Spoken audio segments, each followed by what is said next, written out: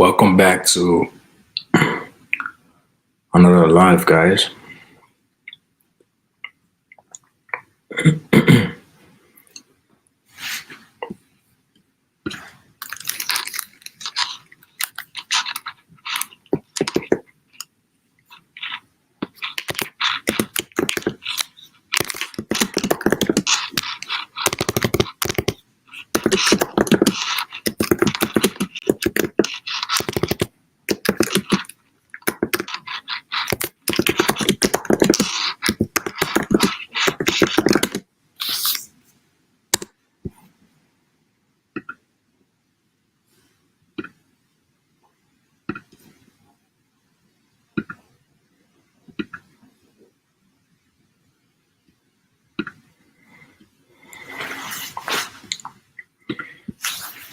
If you have any personal questions, you can just click the link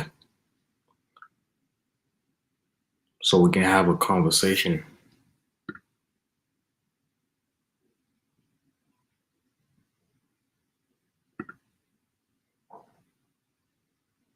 Guys, if you have personal questions and you want to join the live, just click the link so you can join the live.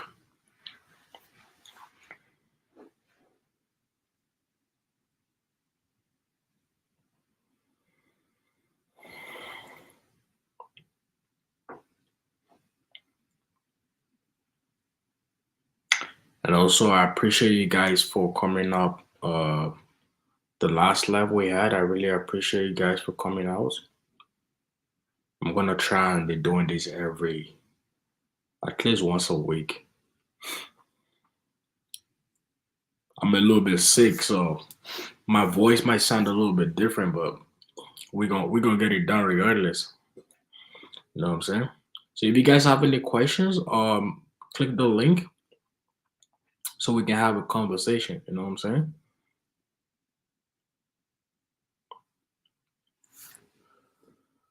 Hello, hello.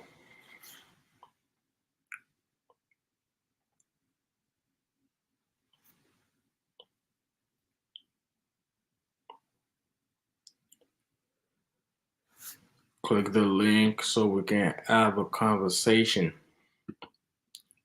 Ask me any questions regarding aircraft maintenance engineering.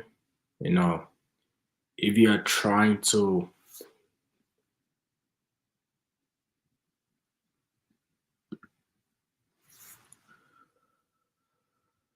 rent in Montreal to go for about $900 for a bachelor. So yes, the rent here is pretty cheap.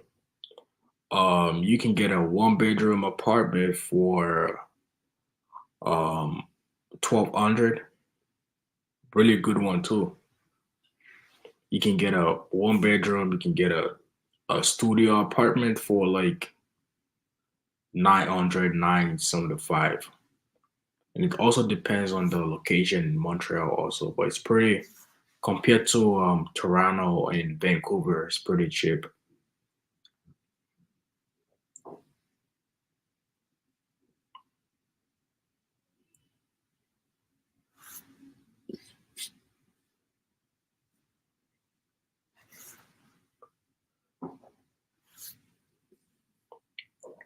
If you guys have questions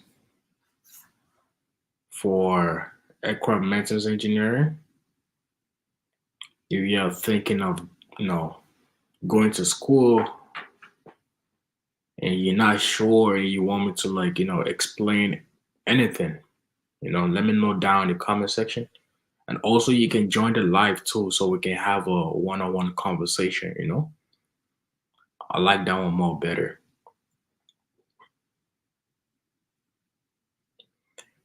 I'm planning to stay here for at least 2 3 hours. So we got a whole day to have a conversation. So if you guys have any questions, let me know down.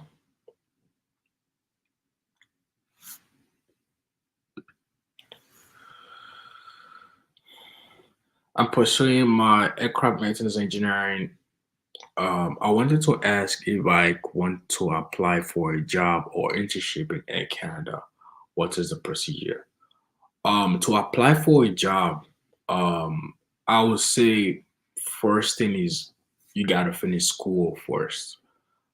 Because most of the time they do not hire guys that do not have diploma. But for internship, it is possible. Um, I don't know what school you are right now, but I know most schools actually do have this program. It's a co-op program.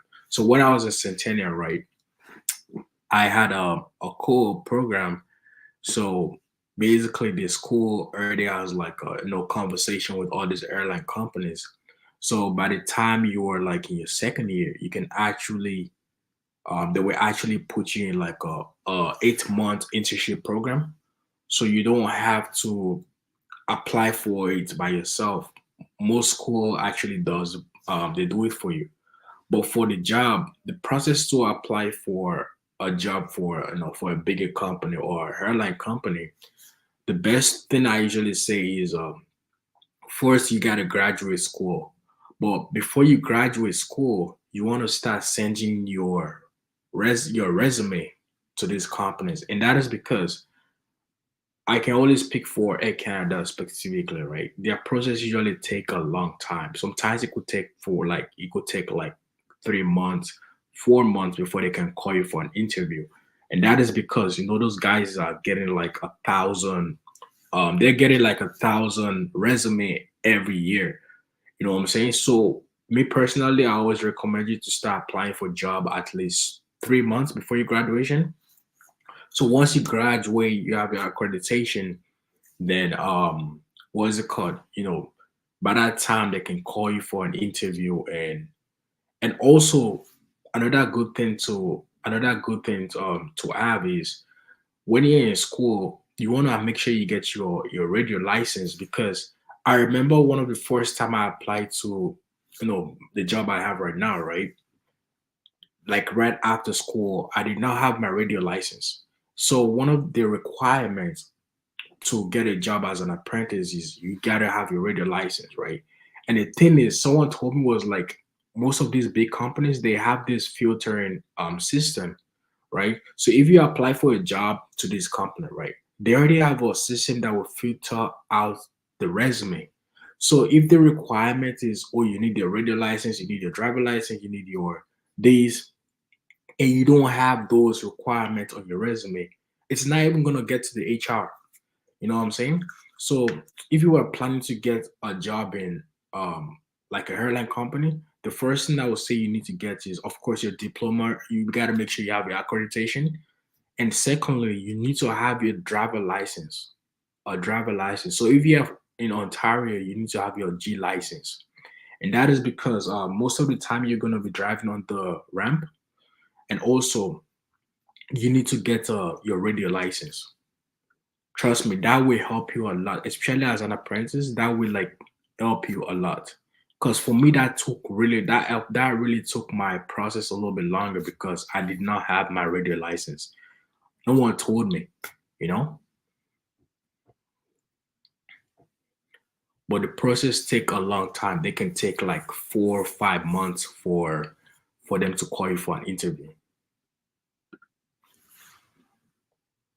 Yes, you see. Yeah, the process take sometimes it could take 6 months, you know. You just gotta be patient. And that's why I say apply at least 3 months before your graduation. Do they hire international students? Yes, they do.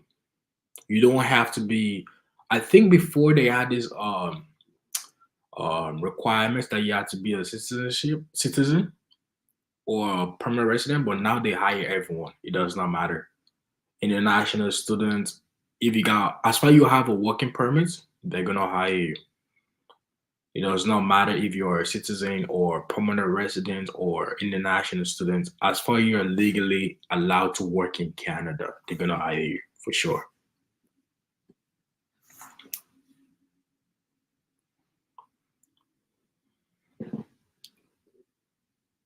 But yeah, they are really good companies to work for a year also. You know. But my advice is, if you really want to, if you really want to get your license as fast as possible, I would say definitely go through an heavy maintenance, because man, heavy maintenance you can really get your logbook signed easily and faster. Or what you can do is you can actually work in an heavy maintenance facility for like a year and a half. So that way you can stack up your your logbook signed up, and after like a year and a half, then you can start looking for an airline job. So that way you can actually have both experience in heavy maintenance and line maintenance. You know,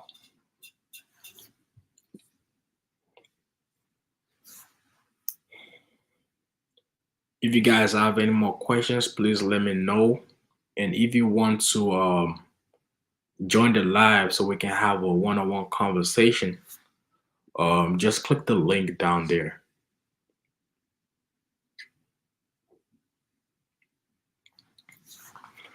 Just click the link down there if you want to have a conversation. What is aircraft type rating? So aircraft type rating is the type course you have. So you can have a type rating, a type course um for, or let's say Airbus 330. You can have a type course for 220. So aircraft rating is like, it's like you going back to school, right? But now you are actually learning like a specific type of aircraft. So instead of you like just working on every type of aircraft, now you're going to school to learn on a specific type of aircraft. So, and the good thing about airline is most of these airline companies actually give you that opportunity to like uh to get your ACA, your type course. So once you work there, you get your license, they're going to send you on a course. It's usually a month. So once they send you on a course, now you're learning on that specific aircraft. And once you pass your course, then you're going to have like an interview for your ACA.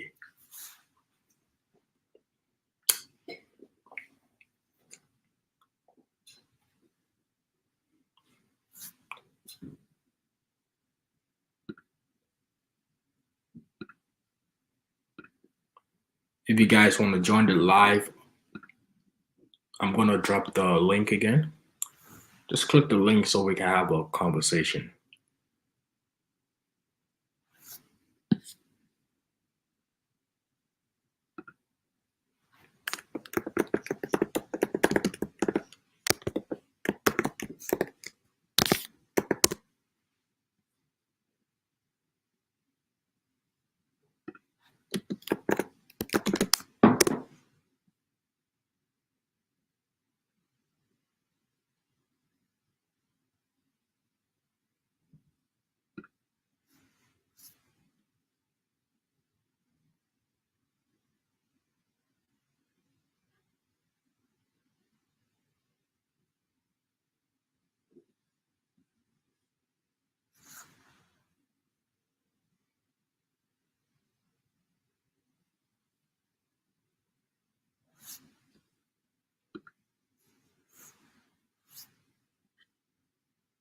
Man, I appreciate the support, man. Appreciate it.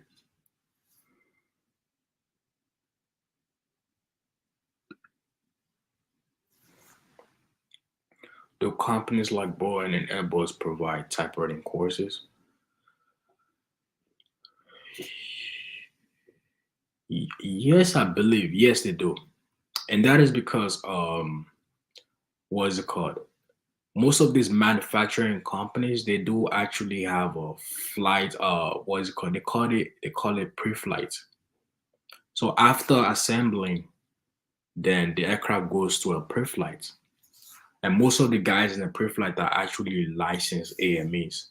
So for them to sign a maintenance release, you gotta have your type course on that. You gotta have a type course on that type of aircraft. So I believe they do have a type course.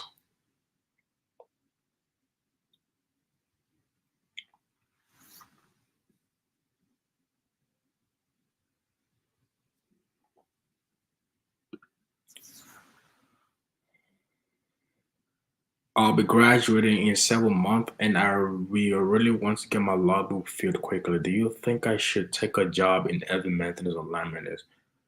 Yes, I would say go to heavy maintenance. If you really want to get your logbook signed, trust me, heavy maintenance is the best route. You want to go to heavy maintenance for, you know, like a year or like a year or 6 months. Trust me, within a year and 6 months, you can actually get 70% of your logbook signed off. So I would definitely um, advise you to go through heavy maintenance, and that is because in heavy maintenance you actually take out a lot of parts, and like jobs you're not doing in line maintenance, you do most of them in heavy maintenance. You know what I mean? So I would definitely recommend you going through heavy maintenance if you're trying to get your logbook signed faster.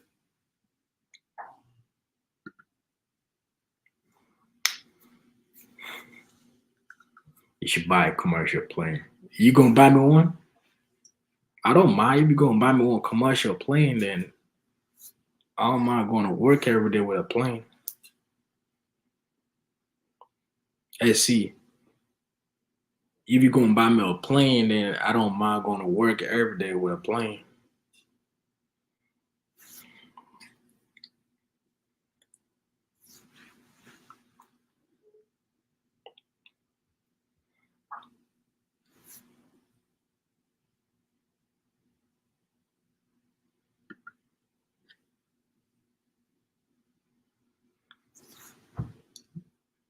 Yes, so you need to get your AME license first, then you can get a type course. But I might be wrong though, because I heard of a company that actually, I don't know if it's true, but I heard of a company that actually, once they hire you as an apprentice and you pass your probation, they actually send you to what's it called? They send you to a type course. So by the time you get your license, now you already have your type course. But for most of the companies I know, you have to get your AME license first, then after you get your type course.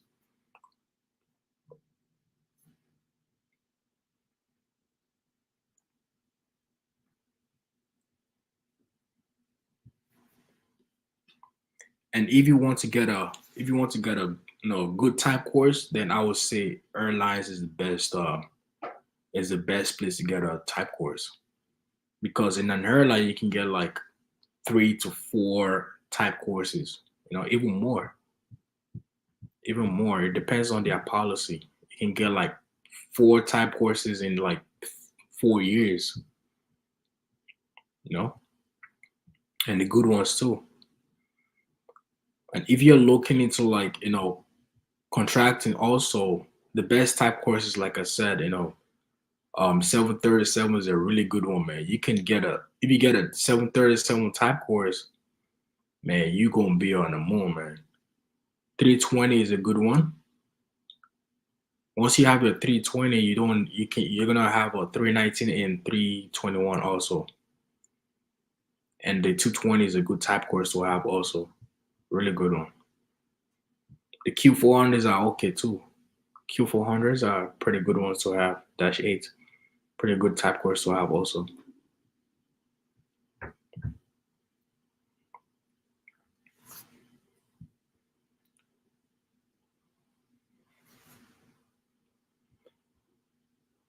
If you guys have questions, please let me know. I'm gonna be on live for like, I would say 3 hours. I'm off today, so you know we might as well have a conversation. You know. And if you want to join the live, just click the link down there so we can have a conversation. I like when I talk to people. It's way more better.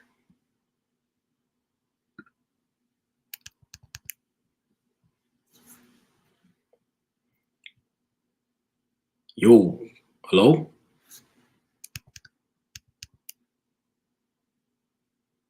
Can you hear me?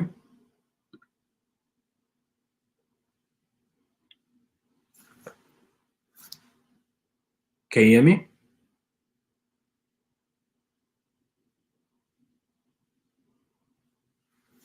can't hear you. You gotta mute yourself. Unmute yourself.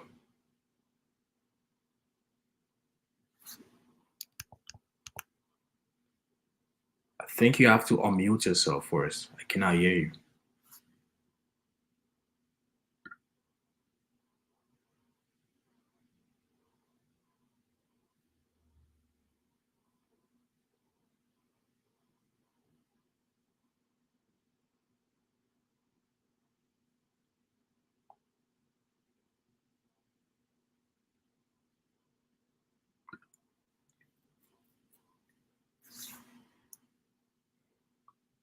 If you get both AME E license and M license diploma, do you need separate logbook sign if you want to get both license? Um, yes, you need separate logbook, and that is because in your logbook, right? You guys will notice, right? Most of the tax for AMAs is not applicable to E license. So once you use one logbook for your M license and it's stamped by your inspector, you cannot use that logbook anymore. So you got to get a new one and what is it called? Get it stamped. But the good thing is, E license is pretty easy to get stamped because the tax you have to get stamped there is not as much as your M license. M license is way more. And also, if you get your M1 and M2 license, you don't need to get your E license. You get your E license automatically. If you get your M1 and M2 license, you don't need to go to school to get your E license. You get your E license automatically.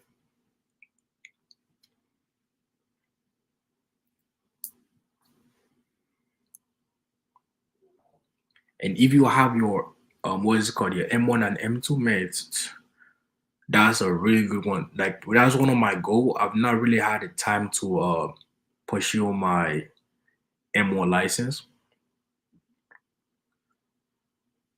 because it's a really good. It creates a lot of opportunity also having those two licenses. And if you really want to do it too, you can get your M license, you can get your E license, then get your structured license. That's it. But you good for life, bro. Once you have those three licenses, man, you good for life. You good for life, man. And for if you are really looking for contracting too, like structured license creates a lot of opportunity. A lot. Like most of the guys that I know that have a structured license, they're all doing contracting. They're all doing contracting. They have like I don't see any of them doing a full time job. They all do contracting jobs, and that is because it requires a lot of skills to become a good structure guy.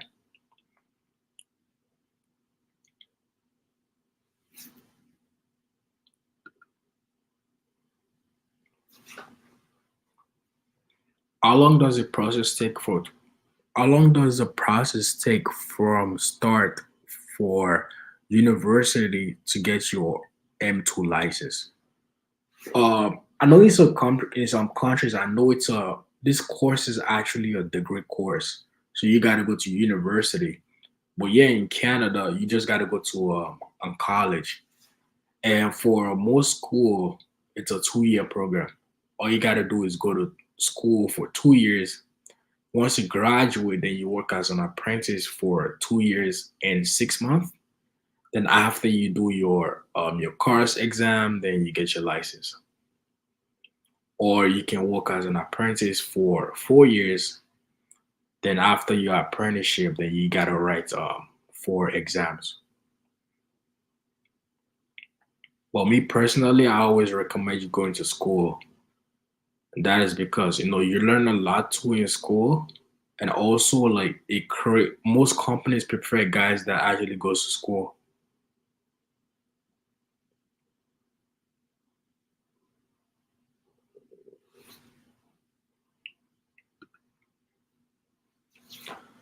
How do you get your structure? Like structure license is the same way is the same what is it called same way of getting your AME license. So for structure license, They do have a school. They do have a. I know Centennial do have a school, a course. Because I remember when I was working at Bombardier, right? What's it called? Bombardier will actually send you to school for 6 months for structural courses. So all you gotta do is know the same process, go to school, work out as apprentice. Then during that time you get your logbook signed for the structure part. Then after you get your structure license.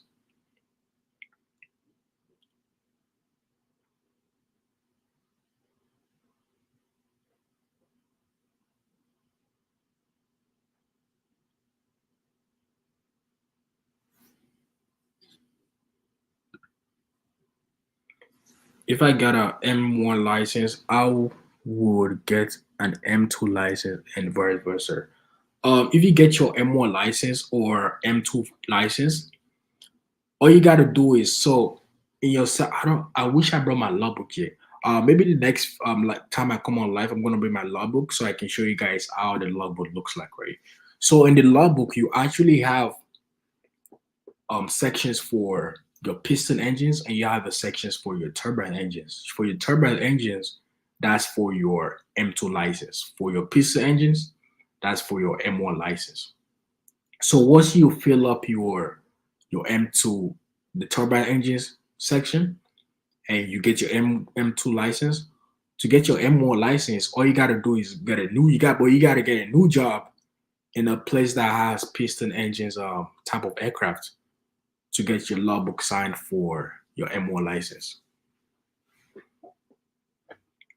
That's the only bad side about getting M1 M2 because if you have an M2 license and you're working in a company that only works on M2 type of aircraft, which is turbine aircraft, then you have to either quit where you're working or maybe your days off you can get a job in like small companies that have piston engines type of aircraft for you to get your logbook signed for your M1.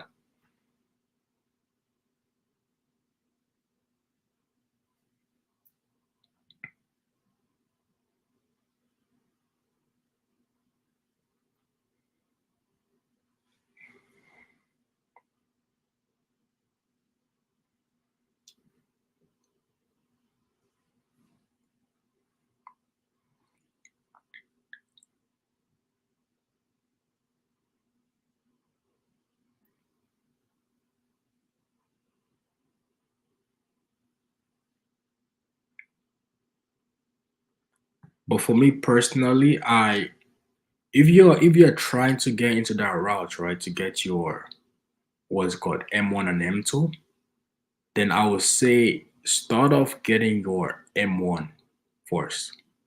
Start off getting your M1 license first. Then once you get your M1 license, then you can go to like a airline because it's going to be way more easy to get a job. Once because you already have an experience in your previous job, then plus you have a M1 license, then you can get a job easily in an airline. They get your M2 there.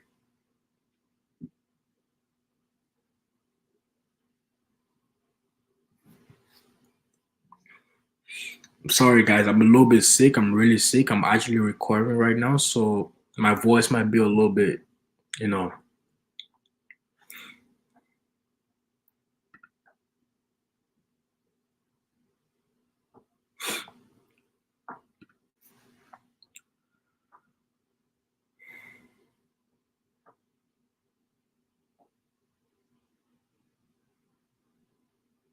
Like I said, the fastest way to get your logbook signed is to get a job in a heavy maintenance facility. Like you will get your log, you'd be surprised, man. I know guys that got their logbook signed in like 6 months, and they actually did all the taxes, and that is because in heavy maintenance, man, you're gonna do a lot of repairs, a lot of assembling, disassembling. You know what I'm saying?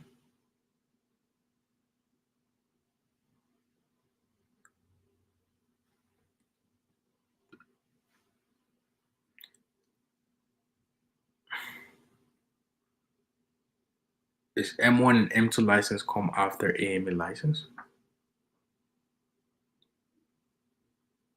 I don't understand your question. M1, M2 are they are both AME license. It's just what's called the ratings. The ratings are different. They are both AME licenses.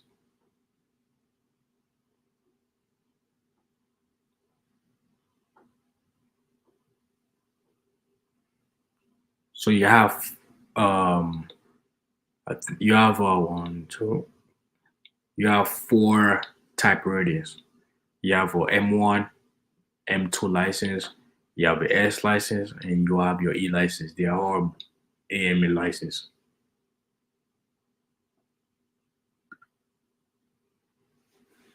Yes, so you have your structure license, which is your S license, you have your E license, which is your avionics, and you have your M1 license.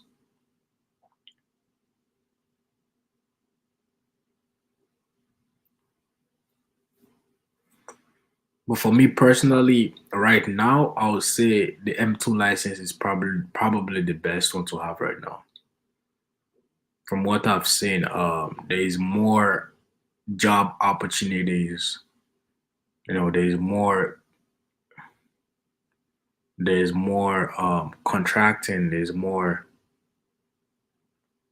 compared to like other licenses.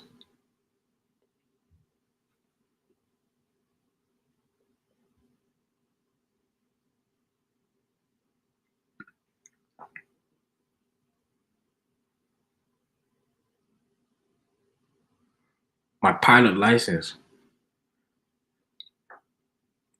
man, yeah, for sure. You never know what the future is. You know, pilot license. I might decide to go back to school or something to get my pilot license. But I know guys that were AMEs, and after like you know, couple times they went to get a pilot license.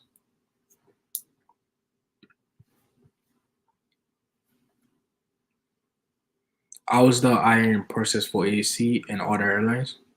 So the first thing is the first process they do is after they send you a resume and they call you, the first thing they do is they call you for an interview. After an interview, then you pass your. I think you have two interviews. The first one is like a visual interview, so basically you're just talking about yourself to the computer, and after that, then they schedule you for a one-on-one interview. The one I had was oh no, it was what is it called on a computer because I could not make it in person. So they have a one-on-one interview. After your one-on-one interview, then you pass your interview, then you gotta go for what is it called? Um, fuck, I forgot what they call them. So you gotta go to the hospital, anyways. You gotta go to the hospital. They check your blood test. They check your fitness. They check your yeah. You gotta go for medicals. Yeah, that was what. So after your for a one-on-one interview, then you go for your medicals. So during your medicals, they're gonna check your fitness, your make sure you're not on drugs, make sure you're not smoking no weed, no alcohol. You check your alcohol levels. They check your blood, your urine. They check your fitness. They check your eyes. And once you're done with those processes, then after they ask you like, hey, when are you available to start working? And that's it.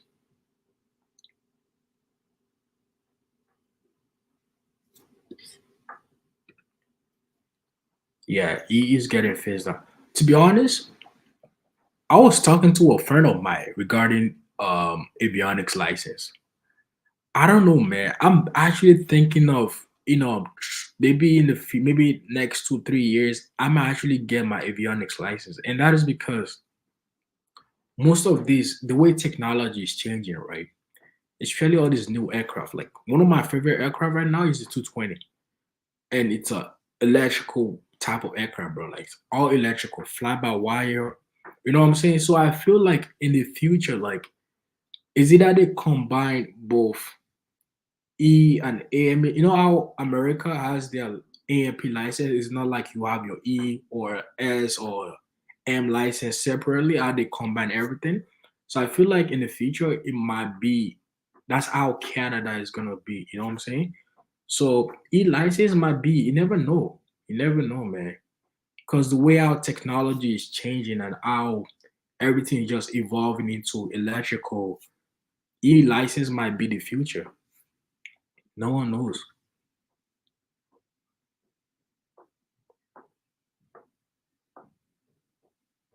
Any resources suggestion to do well in Centennial College program?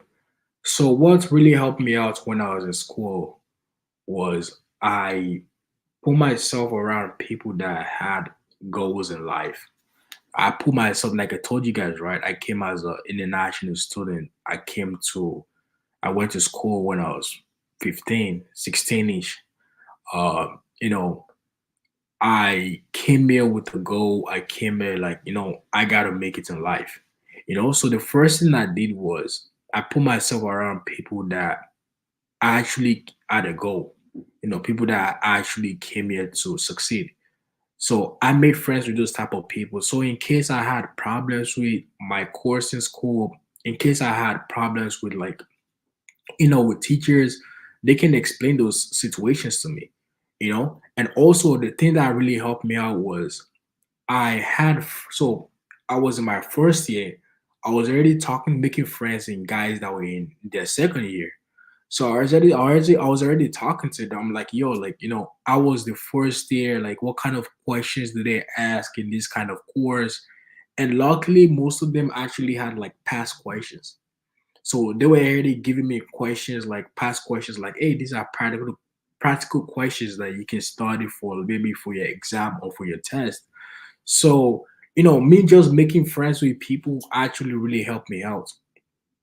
And I would say that's the best way to succeed. Not only in school, but in life, like connections, even getting a job too. That's why I say like when you're in school, you want to make friends with people that have goals in life.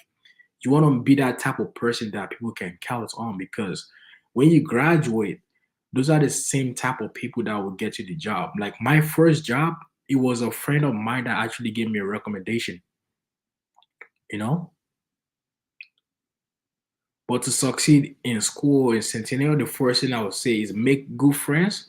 Secondly, is try to talk to people that are in their second year and see if they have like any type of past questions or any study guide, and also study before going to class. That really helped me out a lot too, because I remember when I was in school, some of my professors already had a bunch of PowerPoints. They send you a PowerPoint for the next class. So all I do is I study before I go to class. You know what I'm saying? And that really helped me out a lot too. Really helped me out a lot.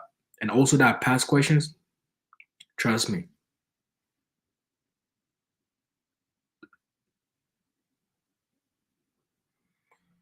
After getting After you get your AMEM license, can you also apply for AME jobs? Yes, you can do. But the thing is, if you apply for a job that requires E license, then you're going to be getting paid as an apprentice again because you do not have your E license. But the best way to do it is right. What may I always suggest is, especially for you guys that probably get a job in what is it called, in an airline, right? So maybe you work there for like 3, 4, 5 years. After working there for like 5 years, and you're like, you know what, I want to get my E license. All you gotta do is just talk to like a manager or something, and they switch your responsibilities. So they switch you from M to E. So you're still getting paid, but you're not getting paid as an apprentice. You're still getting paid as a licensed person, but not as an apprentice. But if you leave your job and you go get a new job, for e-license, then they're going to start you off as an apprentice. Maybe an apprentice with the experience, but they're not going to pay you with like someone that has an e-license.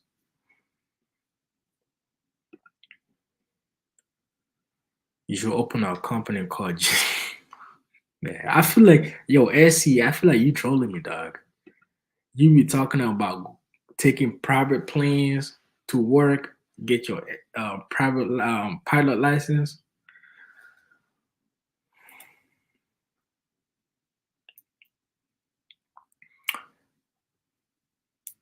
What are some medical conditions that prevent Air Canada from hiring its potential candidates? Like for example, like eyebrows. Um, the ones that I know they are really big on, it's what is it called? Drugs. So if you have any type of, let's say, um drugs in your blood system or your urine, like weed, cocaine, all those type of drugs, for sure you're not getting hired, bro. That's for sure. For high blood pressure, I don't think that will be a problem, and that is because it's you can actually, what is it called? You can there's you can get a medication. So if for example, right, they tell you like, oh, you have high blood pressure, all you got to do is just go to a doctor and get a doctor notes and tell them like, I have medication to sustain the high blood pressure and you're gonna be good. But I don't think that should be an issue at all. I don't think that would be an issue at all. But I know the big ones that they have, they will not hire you for sure is the drugs for sure. If you have any type of drugs in your blood system, for sure you're not getting hired, bro. That was for sure.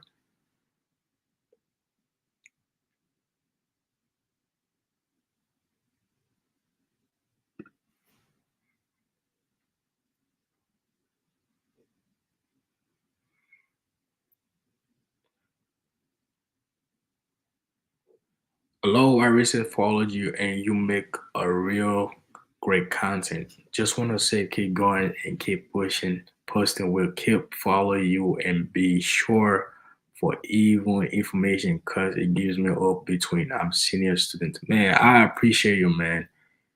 Like I said, I remember when I was in school also I was in that kind of situation whereby I was looking for information online on the internet and there was not that much information, bro, you know and that's one of the reasons why I came on YouTube. I'm like, you know what, people are actually trying to get more information on this course, and it's a course that is actually developing, it's increasing.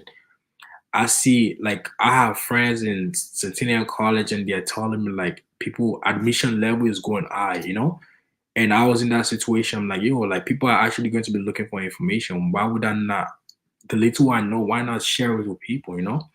So yeah, I really appreciate you guys for always showing me support, man. I started this channel with no, I'm my mindset was to help people out. And I really appreciate you guys for all the support, all the like even just showing up to this live, it takes a lot, you know. So I really appreciate you guys for the support too.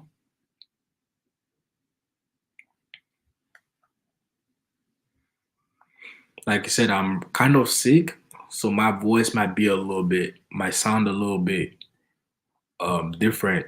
I'm actually just recovering also.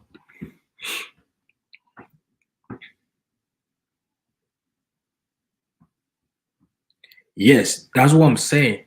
I feel like in the future, like they have to combine both AME, M license and E license together because in America, there's no like, oh, you have your M1, M2, ES license. Nah, it's only one FM and PowerPoint. That's it. I feel like in the future they're going to combine both license together. I'm pretty sure it's gonna be good. It's gonna be a good one for us. It's going to be a good one for us. It's going to be a good one for us because now if they have the combination, then I feel like you have more responsibility, and the more responsibility you get, the more money you're gonna get. And people who go, guys in America are making crazy money too. They are making crazy money. They're getting paid way more than us. I mean, you can still make good money here. Like companies are paying you good money here, but in America, it's just a whole different level, bro. Different level of pay.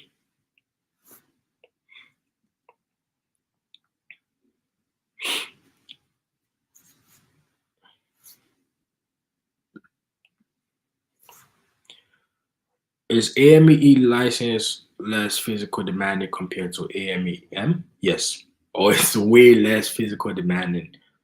Like you're not gonna be doing nothing crazy.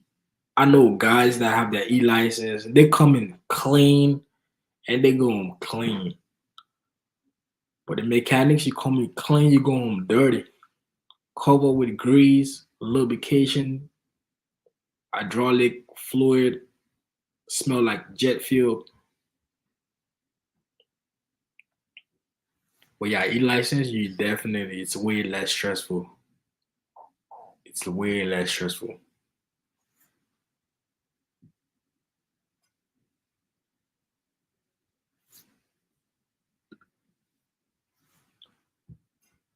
I got an offer from a helicopter company, but I'm actually looking for an M2 license. Is it possible starting a helicopter or M1 apprentice then change? Yes, it's possible. So if your goal is to get both licenses, I always suggest you starting off with M1 because for me it's like once you I didn't go through that process, but I feel like once you start working on M2, it's going to be harder for you to go back to M1. So start off from the bottom, start with M1. Then maybe once you get your M1 license, then you can advance into getting your M2 license. And also, if you get an offer from a helicopters company, I would say go for it. I know you want to get your M2 license, but once you start a job, right, you should have a goal. Like, man, I'm not gonna be here for too long. Like during that process of you working in that company, you want to keep sending your resume to companies that do have M2 type of aircraft. Because that experience you have right now is going to help you a lot. It's going to set you apart from people that don't have any experience. And that's one of the mistakes I made when I graduated, man. Like I said in a couple of my videos, when I graduated, right, I was getting offers. I was in Toronto that time. I was getting offers in Halifax, right? Jazz Aviation. But I was like, man, I don't wanna go to Halifax. Like my friends are in Toronto. I don't know about working on Q400s. I want bigger aircraft, blase blase. And I did not get a job easily in Toronto, you know? So once you get our first job, all you gotta do is get our first job. Now your resume is way more better than someone that just graduated from school. So by that time you're working in that company, you're still sending out your resume. You're still in the market sending out your resume to other companies. And trust me, you just working in that company is going to help you out a lot. So my advice is I would say go for that offer you have right now, but still have it in mind like, man, I want to work on the M2 aircraft. I'm gonna keep sending my resume. Regardless if I'm working in this company, I'm gonna keep on sending my resume. And trust me, it's going to help you out a lot. A lot.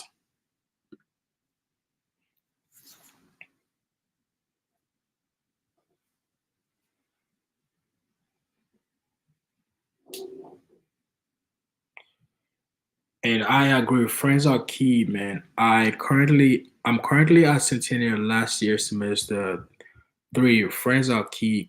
Courses isn't hard up to semester three. Just gotta put in the work. I started, yeah, like I said, friends in school they help you or they break you. Like I had friends in school. They came as an international student. All they were doing was partying, drinking. For me, it's like, man, I'm not gonna waste my time, bro. Like, I'm not here to waste my time. I came here with a purpose. I'm here to, you know, get it done, pass my exam, and that's it. So you gotta make sure you choose the right friends. And in everything you do in life, getting a job, everything, you gotta make sure you choose the right friends because the type of friends you have will actually determine your future too. You know? So if you're in school right now and you have good friends, definitely that's the right way to go because those are the guys that might actually get you your first job. I'm not, bro. Even the job I have right now, it was my friend that actually put my name, that sent my resume to the HR.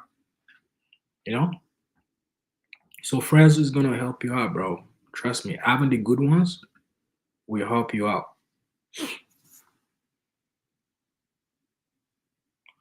Most people started last minute and get 80s. Do not recommend that though. Yeah, I mean, for me, it's like, and I don't want to sound ignorant too. When I was in school, I mean, I was starting to learn, but also my main, I would say 70%, my main goal was to graduate with accreditation. Like, I did not care if I was getting 100%. My main goal was just to get 70% above, you know? Because I know down the line when I start working, I'm gonna learn more, right? Down the line. But accreditation was the main thing for me.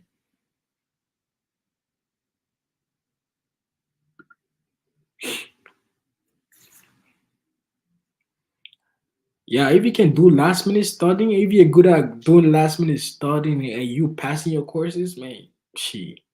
For me, it's like I'm not that smart. I cannot do last minute studying. I have to prepare myself. Even my course exam, when I was doing my course exam, I was talking to people that did the course exam, right? And they were all telling me, I just studied for 2 days. I only studied for 3 days. I'm like, you guys are telling me you studied for 3 days and you passed this exam? Bro, I studied for a whole month.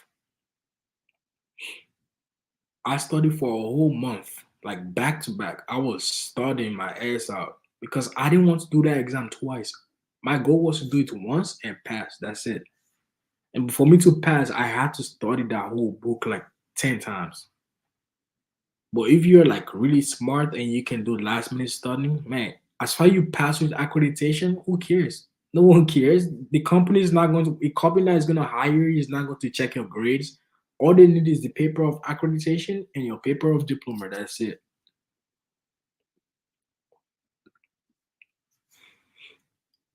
Can't be smoking that Zaza, man. You can't be smoking that Zaza, man.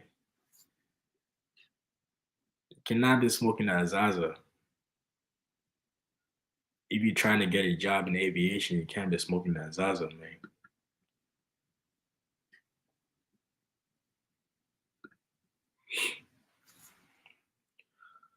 Please, what is the work balance in your current, man? For me right now, and that is because I am single. I don't have no wife, no girlfriends, no kids, nothing. I would say it's the best. Like with all the jobs, like when I was in school, I was working at Best Buy. I did a lot of factory jobs. With all the jobs I've done, man, this is the best schedule I ever have. Like it creates a lot of opportunities, not just aviation. Like this YouTube that I'm doing right now is because I have a really flexible schedule. So for you guys don't know, right? Most companies do offer this schedule called 455. So you work 4 days and you get 5 days off. You work 5 days and you get 4 days off. So during those 4 5 days, that's when I actually make videos. That's when I come alive. And even sometimes that's when I travel. And also to me right now, this schedule is the best. It's the best. But if you have a family, man, it could be a whole different situation. And that is because I'm working night shift. Also, that night shift might pay a lot of negative role in your family, right? But for someone that is single like me, I would say this is the best schedule because man, doing your 4 5 days off, you can. I know guys, literally, I can tell you, I have friends doing that 4 days, 5 days off. Then they don't stay in Canada, bro. Especially during winter, they always travel. They always travel. And this kind of schedule we actually create this kind of opportunity for you to travel too, right? Me making videos on YouTube, I always do it during my days off. I always do it during my days off because during my when I'm working, I don't have time. I work 8 p.m. to 7 in the morning. I do not have time to make videos. But my days off, that's when I actually make videos for YouTube.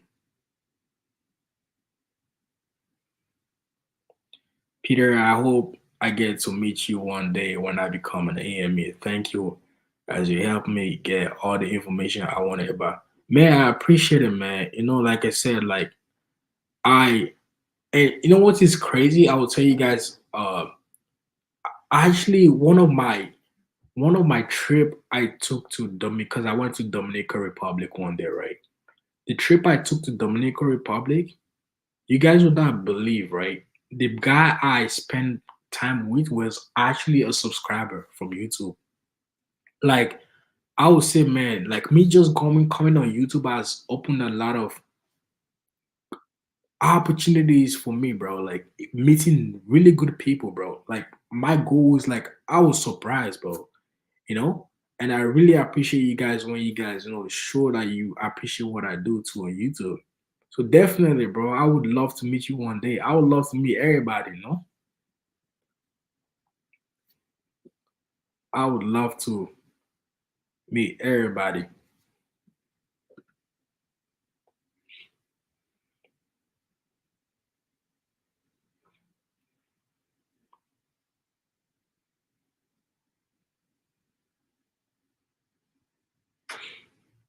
I am extraordinarily new to the world of aircraft maintenance. I've been looking into it because it looks interesting. I would really like to learn more and get my foot in the door of the field. Man, I would say definitely go for it. You are going to love it, bro. Like it's a lot of opportunities right now. And for especially for guys that people that love aviation, that love aircraft in general, like you get to actually see aircraft every single day.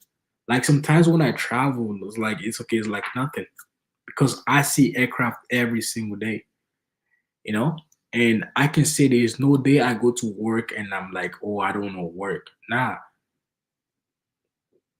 it's a really interesting field. And I also when I remember when I was little, right? I was telling my dad I wanna go into aeronautical engineering, blase blase. Now I don't see myself going back to school for aeronautical. Since I started working in maintenance field, like I feel like it's really good, bro. Like you enjoy it, bro. You meet a lot of good people also, really cool people also. It's a really good industry.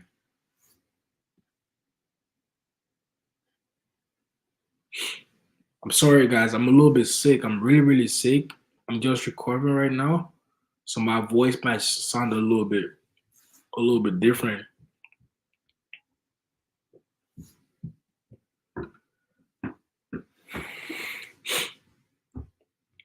Peter, I'm still a bit unsure between AME and AMEM. Can you help me decide? So, for me personally, I would say if you're trying to decide between E or M license, I would say what is your strength? So, are you that type of person that is, good with the electrical aspects of aviation? If you're more better in electrical, then definitely go for E license. But if you need more responsibility or you want to get dirty or you like getting dirty, then go for M license.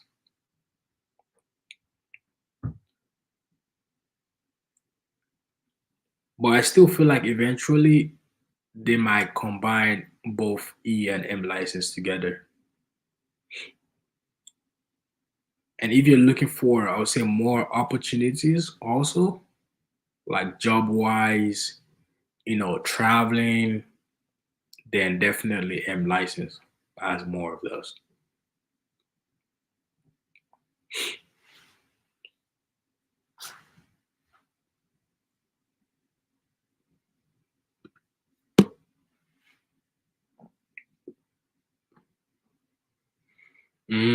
So I see where you're coming from now.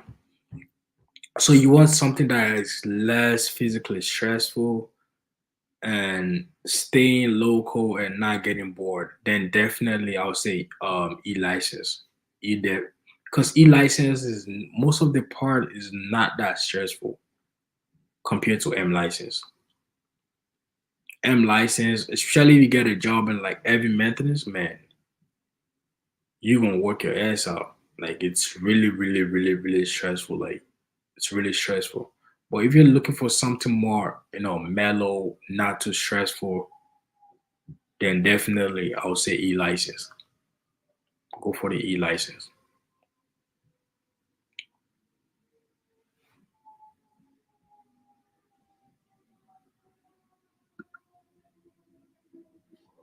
Yeah.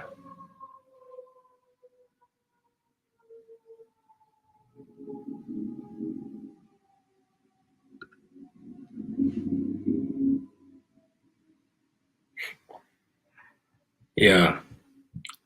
For me to make friends, I gotta, make sure we have the same goal.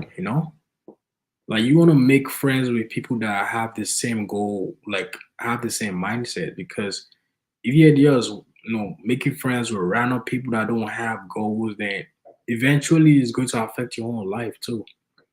So you want to choose your friends wisely. And especially in aviation and maintenance, man, friends will get you to good places, man. Like friends will get you your job, your first job. So you got to make sure you choose the right friends.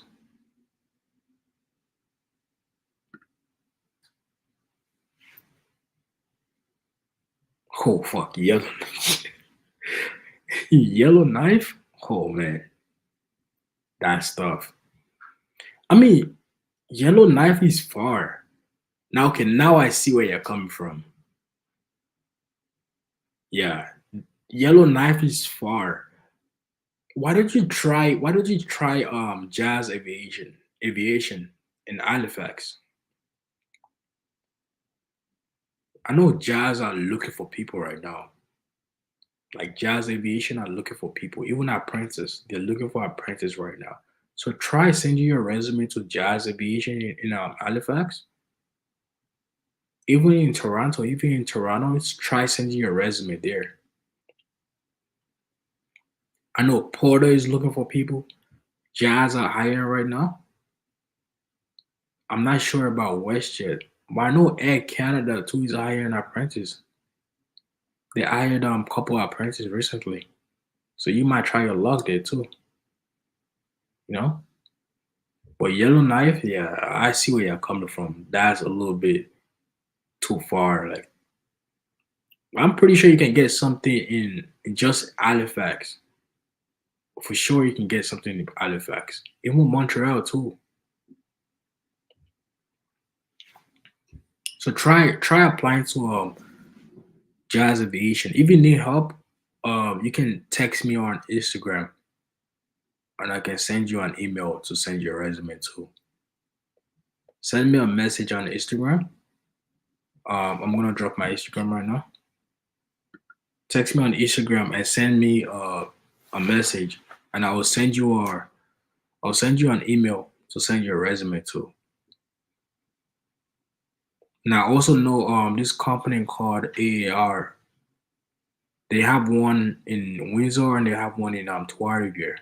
They're iron right now, like literally, and it's a heavy maintenance facility also, and it's M2, and you can get your logbook signed easily there too. So if you're trying to get a job there, then let me know also. I will send you an email to send your resume to.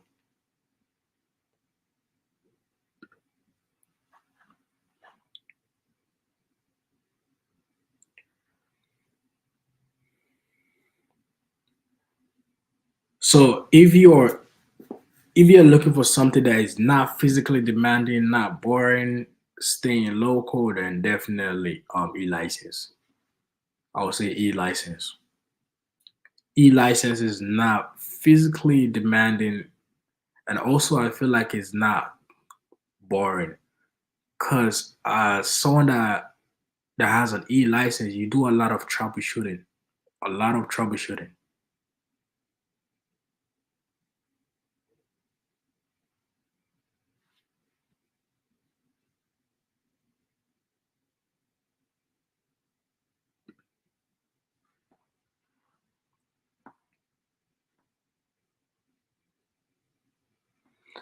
Wait, so I've been literally studying every second every day, telling myself that getting high honors matter. No, bro, it does not. It does not matter. Most no company is gonna ask you, "Oh, did you have honors?" I mean, I'm not saying don't study to get honors. That's not my point. But does it matter getting a job? No, it does not. You getting honor or I honors does not matter. No, it does not matter, bro. All that matters is your diploma and your accreditation. That's all that matters. Like literally your diploma and accreditation. That's it. Once you can pass that 70% and above, that's it. But am I? I'm not discouraging you from getting high honors because, of course, like man, like I wish I could get high honors. I did not get high honors. I didn't graduate with high honors because for me that was not my goal to graduate with high honors. My goal was my diploma and my accreditation.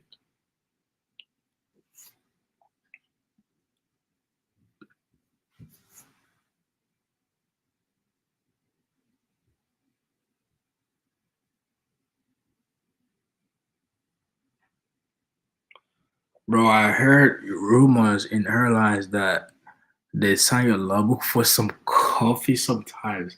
I heard they not the wait, well, who told you they sign your logbook for coffee? I mean, maybe me personally, I've not heard that, bro. But is it harder to get your logbook signed in Ireland? Yes, and that is like I said, you don't do a lot of maintenance, like big check in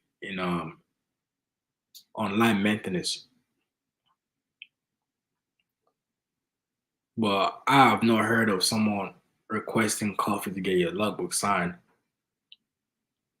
But that could be a good one though. If you're trying to get a logbook signed, you might just give someone a coffee or something or buy like a donut. You know what I'm saying? Like, yo, I'm gonna give you a donut. You gonna sign my logbook? Of course. You know. But I don't think it's that serious. Like, no one is going to be like, oh, you gotta give me a coffee to get a logbook signed. I don't think so. No, I don't think so. But is it harder to get your logbook signed than in most airline? I would say yes, compared to every maintenance facility. Yeah, it's a little bit harder. It's gonna be a little bit harder, and that is because most of the tasks you do in heavy, you probably not gonna do them in line maintenance.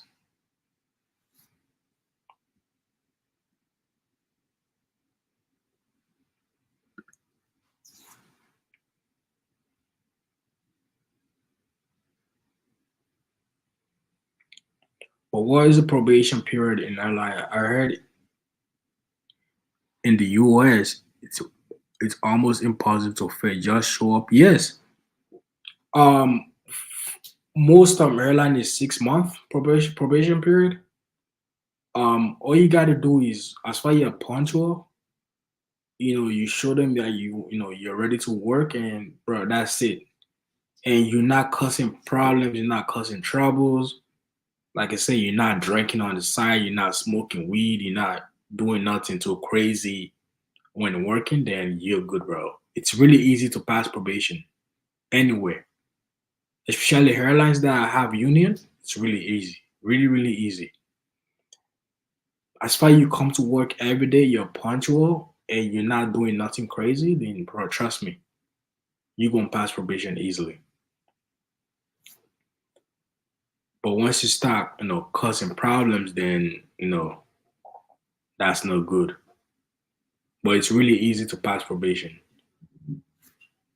And for most airline companies, it's a 6 month probation period.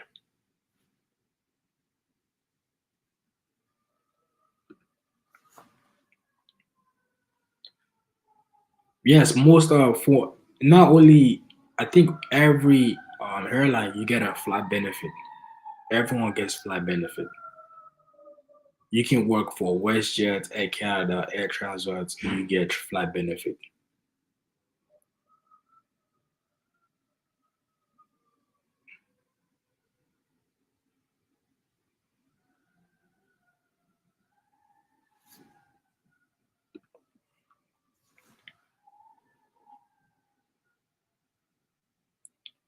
I even see guys in the US saying already in their companies are major.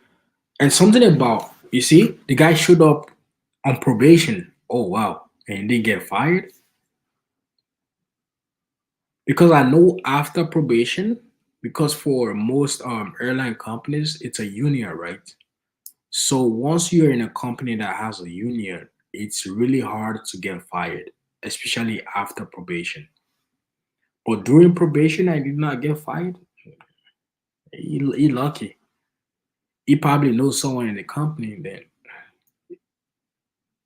But I'm pretty sure you do that in any company that I know. Oh, you especially on probation, you definitely get fired because now it's like it's not just you getting drunk. Now you are jeopardizing the safety because someone that is drunk and you're working on an aircraft, that's not good.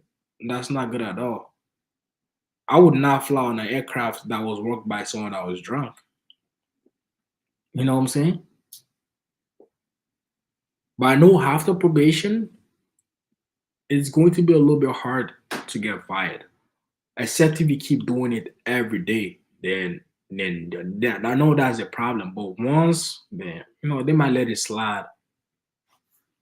But during probation, I don't. You got lucky. I'm not gonna lie.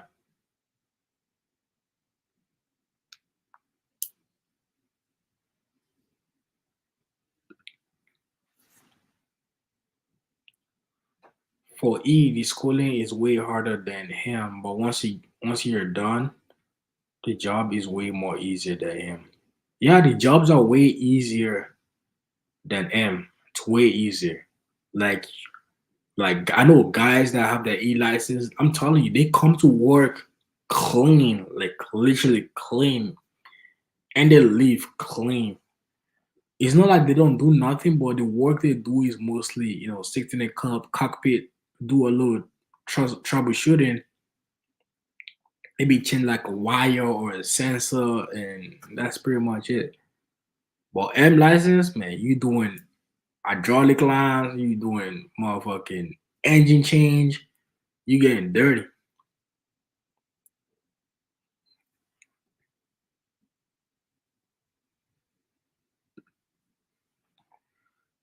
Something I'm worried about is if I get my AME license, I will have to move as I'm staying in Vancouver. And that's the I would say that's the only problem with maintenance, right? Getting that first job, it takes a lot of sacrifice. And that is something I still regret till now. Like when I graduated school, I was not ready to make that sacrifice. Because I thought Toronto was a big city. Like, of course I'm gonna get a job in Toronto. But now I did not get a job in Toronto. I literally had to move. Eventually, I had to move, you know? So if your goal is to stay in Vancouver, then I would say first get that first job. Like you want to make sure because you don't want to graduate from school, then you're not getting a job. Eventually you get discouraged and probably do something else. But once you graduate, right, I would say if you get a job in, I don't know, Yellowknife or motherfucking Halifax, Manitoba, go there. But I have a goal like, okay, once I start working there, I'm still in the market. I'm still gonna be looking for a new job. You want to keep sending your resumes in companies in Vancouver because the experience you have now is going to help you out more in getting a better job in the city you want to stay, right? You know? But I would say you gotta make that sacrifice and to get that first job. It's going to be hard, especially for you guys that have families. I can't imagine moving from city to city, trying to get a job. But it's one sacrifice you have to make. Getting that first job is going to be one of the biggest sacrifices you gotta make.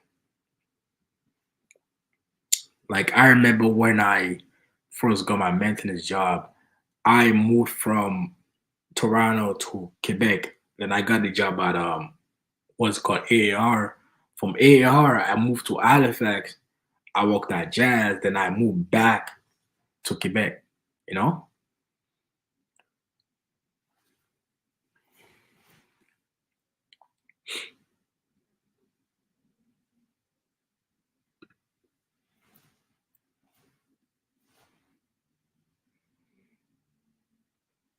Yeah, yeah, you just need that 70%. Once you get at 70%, you good. You get your accreditation.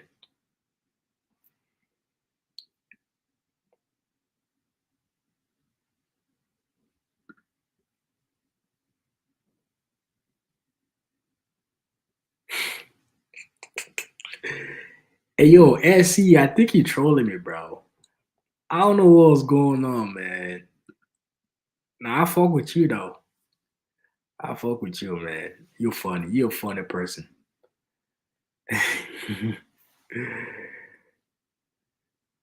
I know, right? Drinking whiskey and doing maintenance is crazy. Like, I would not imagine myself flying on somebody's aircraft after drinking. Like, why would you even do that, bro? I'm surprised he did not get fired. Because if I had a company and someone came in drunk, of course you're getting fired, bro. Because you not only you did not respect the company's policy, but you don't care about people's life. Like for me, like once I'm working, I still focus because I know like when you're driving car, if you have a car problem, you can pull over. But when you're flying, man, you can't pull over. No, you gotta take it serious, man. I really take this job serious, bro. And if you come in drunk and you don't care, like then what's the point of you being here? You know?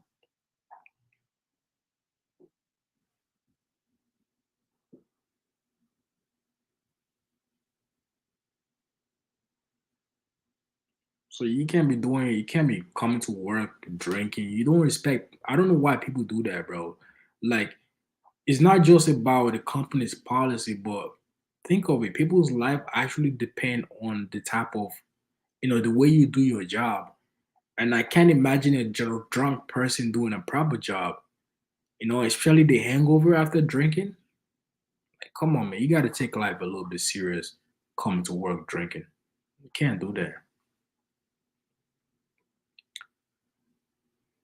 They said I need standard and metric combined tools.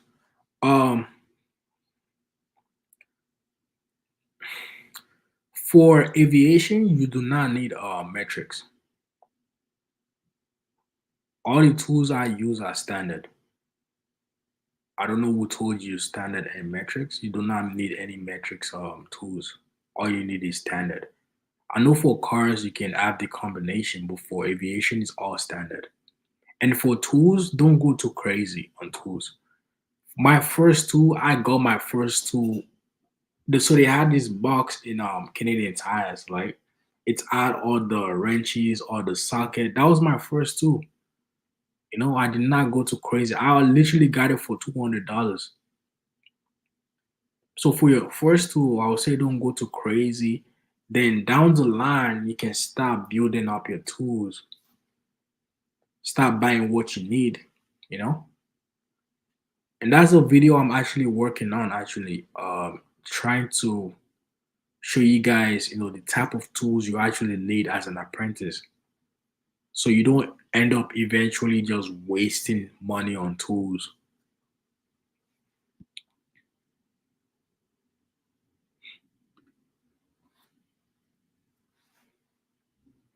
Man, I appreciate it, man. I appreciate it. It's the weather. It's the weather, man. It's getting cold, really cold now. Plus, I work outside also sometimes.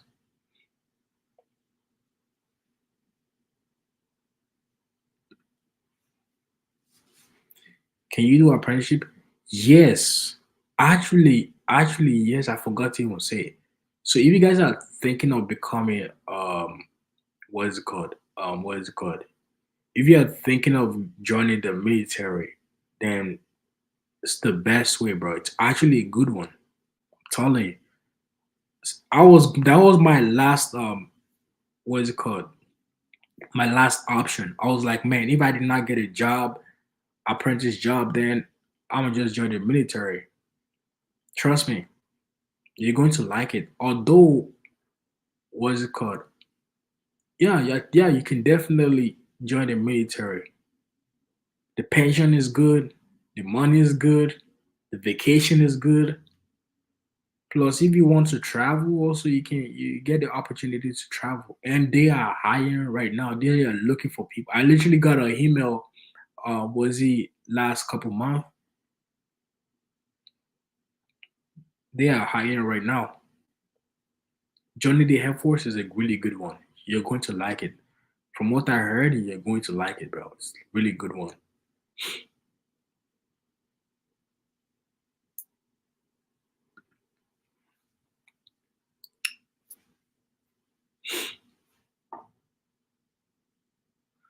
I feel like they should change the accreditation to just get a 60 and passing. 60%. I don't know. Should they? Probably. I don't know. To be honest, to me, getting that 70% was not that bad though. It wasn't that bad to be honest. Like all I gotta do was study. Study.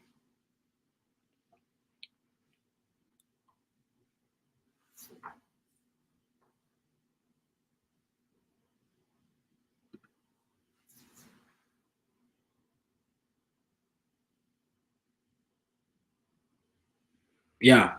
No, I see where you're coming from though. Literally see where you're coming from. But do I think they're going to change it? No, I don't think so. It's been like that for years, like literally 10, 15 years. I don't think they're going to change it right now. The only thing I think they're going to change maybe in the future is the combination of M and E license. I know some companies actually do that right now. So basically they can combine your license now.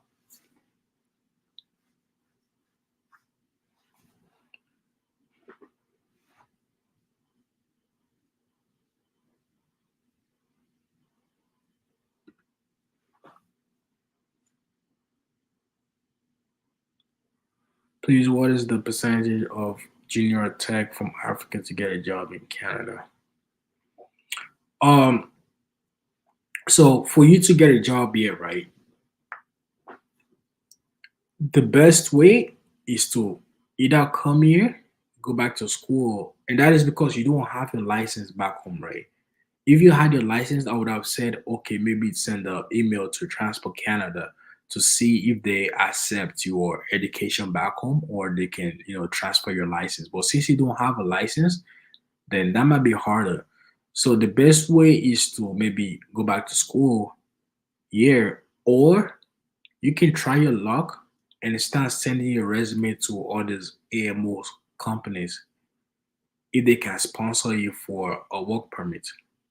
Because one of the company I work for, right, they had guys from Chile, Peru, and the companies actually sponsored them for a work visa. So I would say try your luck send your resumes to a bunch of companies, tell them your situation, tell them like, hey, I got a couple experience, but as an apprentice, and I'm trying to move to Canada. Do you guys have any opportunities for me? You never know. Trust me, you never know, man. But if you really want to work here, then I would say you might have to, start over again. Go back to school, yeah, then get the Canadian education.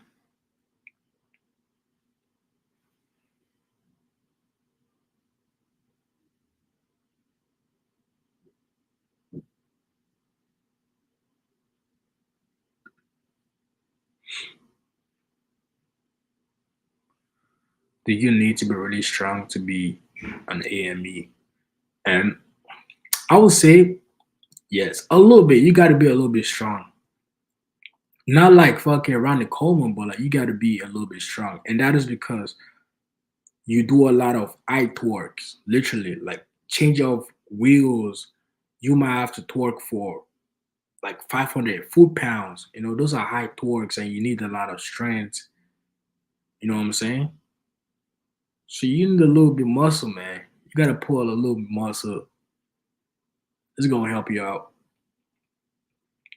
But if you're looking for something more mellow, not too stressful, then E license, like I said. But M license requires a lot of, strength, it's more physical, you know?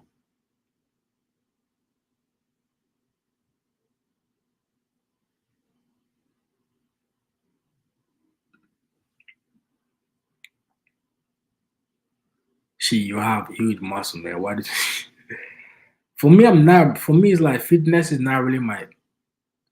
It's not really my thing, man. To be honest, I just go to the gym to, you know, stay fit. That's it. I don't really have that much. I would say for me, fitness, I don't really have that much knowledge in fitness. I only know the basic ones. That's it.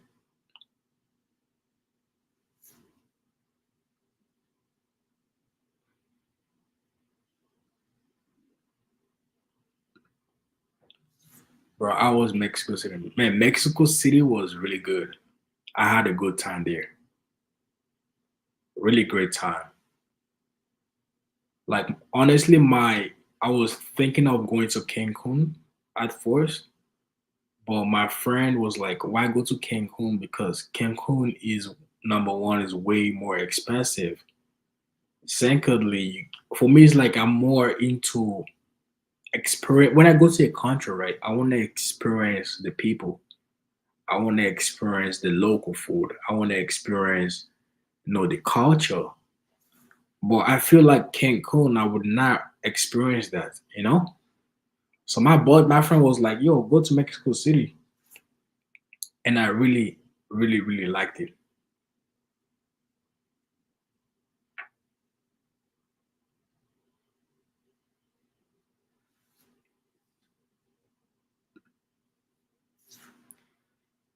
Can you sign my logbook so I can get my license and more? Oh man, yo, SC, bro, I fuck with you. I feel like you trolling me, bro. Like you're a funny person, man.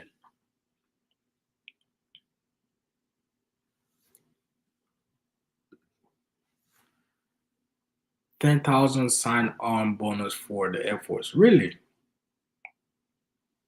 Yeah, I know the Air Force is a good way to go. It's a really good way.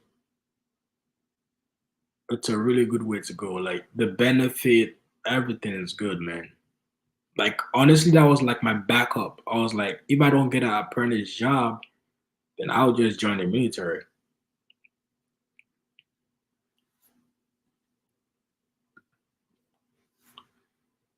Hey Peter, I'm writing from Spain. Hey, what's going on, man? Appreciate the love, appreciate the support, I appreciate everything, man.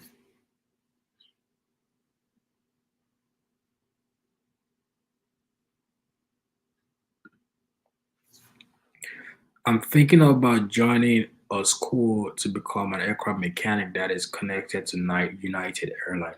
Good idea? Yes. Any school that is connected to any type of airline, I would say is the best school to go to. And that is because not only not only it creates easy employment route, like you actually get to do internship. So for example, right, Centennial College, right? I think they have some type of connection with Air Canada, right? So guys that actually went to Centennial College, after their first year, they actually do an 8 month internship. So you work for 8 months and you're getting paid also, and that will actually help you out getting a job after graduation because most of the time they actually hire you straight from school. You know what I'm saying? Because you already work there as an apprentice, then and if you can make good connection, they know you're a hardworking person. Trust me, you can get a job easily. So if you're in any school that is connected to any airline, I would say it's a really good one, really really good one. Go for it.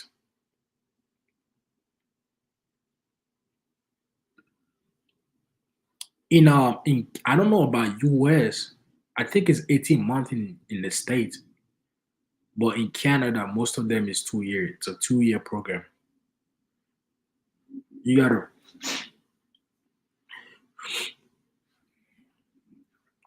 you gotta go to school for 2 years.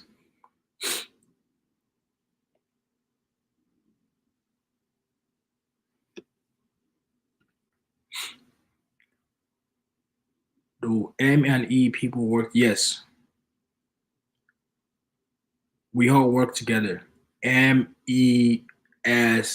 We all work together. Sometimes you might have to remove a part. Let's say you have to remove, for example, right, for an engine change, you need AM license, you need the E license, and that is because all the connectors, all the wiring, you need the E license to remove them, and you need the M license to remove the engine.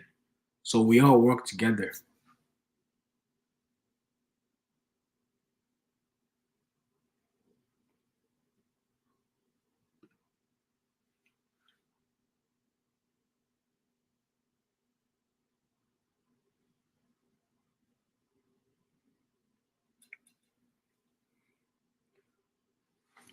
Are you talking about? Are you talking about your AME license? If you're talking about your AME license, before you write your exam, right? So this is how it works. Before you can even write your license exam, so if you go to school, is either you go to school or you you work out as an apprentice for 4 years. So if you go to school, right, you go to school, work out as an apprentice for 2 years and 6 months, then you send Transport Canada your like an email, then they open a file for you. And the Transport Canada inspector will actually give you authorization to write the exam. Without that authorization, you cannot write your car's exam. So you need an inspector to give you that authorization to write your exam. Then after you can write your exam.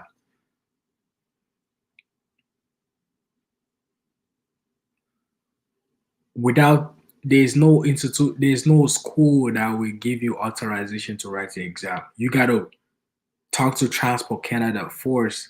Then after they give you the authorization to write your exam.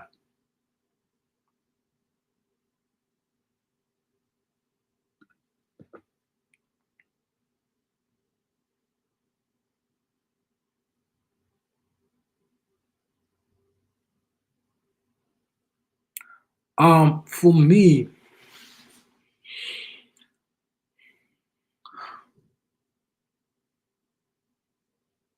honestly, I feel like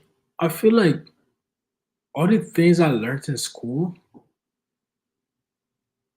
to be honest, I can't remember everything. I'm being honest. Once I graduated from school, man, like I said, I was not like 70% of when I was studying to pass my exam, you know? So I didn't really study to know everything because I know when I start working, I'm gonna learn more. So for me, the thing that I found more that was more useless was I don't know. I can't remember. I can't even think of anything right now. Yeah, to be honest, I can't really think of it.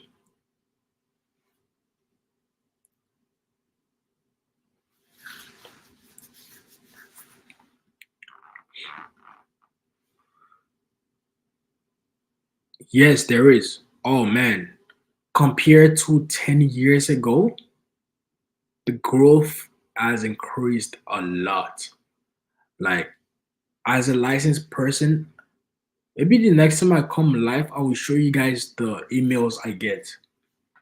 And these are job opportunities, like contract job opportunities.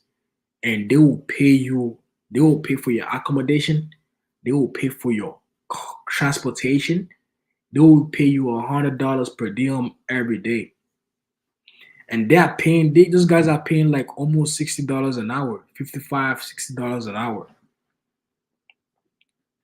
So the growth, the requirements, the what is it called? The request has increased a lot. Even the pay, bro. When I was working as an apprentice, I was getting $20 an hour. That was my first apprentice pay. But now apprentices are getting like 25, 24, easy, 27, easy.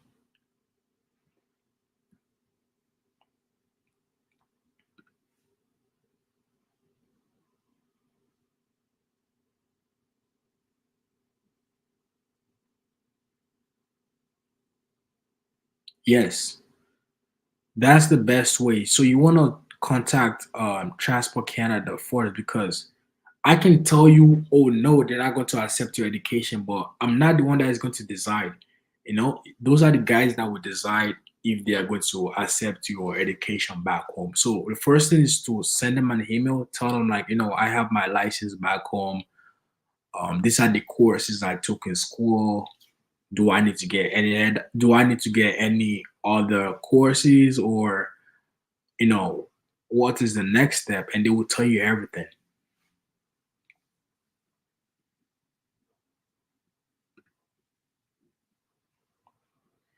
Yeah, trust me, with this field, you can make good money.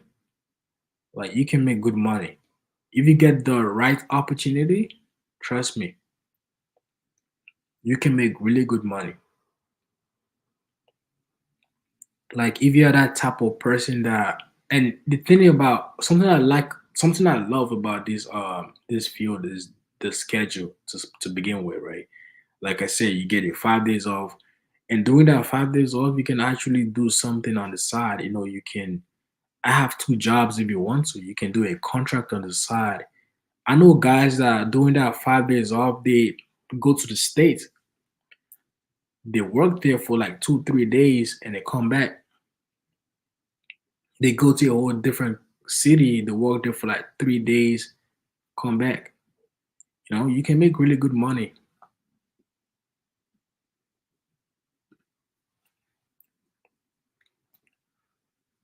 For Montreal, no, it's not at all. Like most people speak English, like 80%. I mean, you might see people that they speak English, but they don't want to speak English. But for the most part, like 80% of everybody speaks English.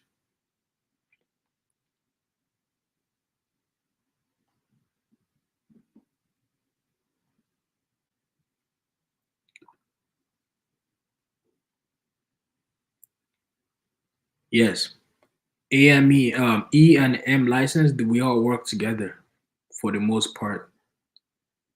It depends on the, like you said, it depends on the type of job you're doing. But for the most part, we all work together. So, for example, if you gotta remove this component and it's got like a wire or connector, then you call your e license to help you out.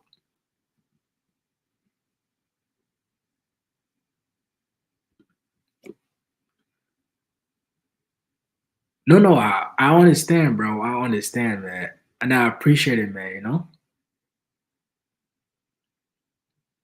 I appreciate it.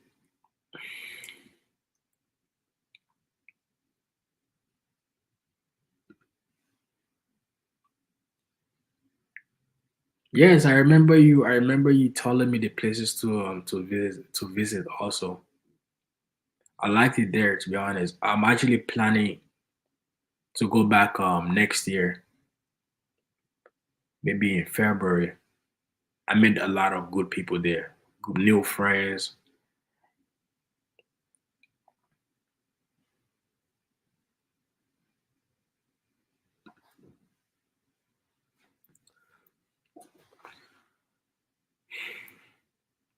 Um, some To be honest, like for pay, I try not to speak on it. To be honest, I try my best not to speak on it because I could get into trouble talking about money. But I would say do your research online. Do your research online. Like trust me, everything is online. Like you have reviews, you have people talking about their past experience from the company. But for me, it's like I try not to talk about pay. You know,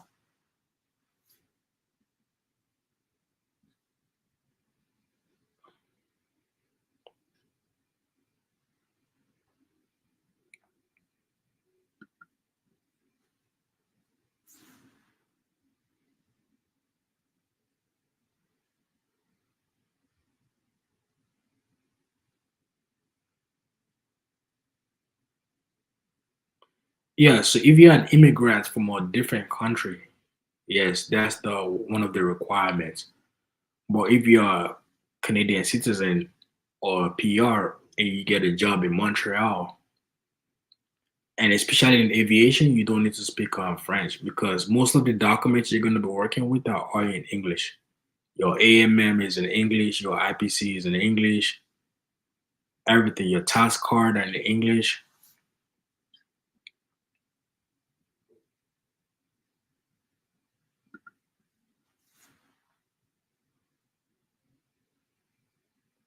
Yes, Centennial College is a really good one.